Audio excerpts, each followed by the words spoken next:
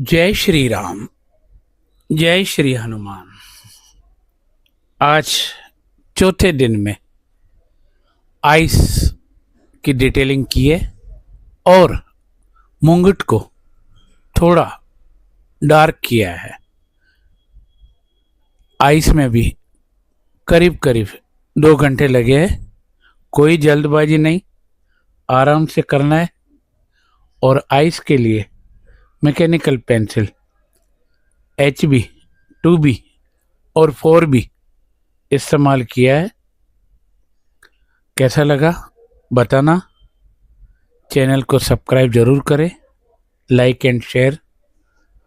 और कुछ भी क्वेरी हो तो आप पूछ सकते हो DM करके, उसका रिप्लाई ज़रूर मिलेगा। जय श्री राम। जय श्री हनुमान।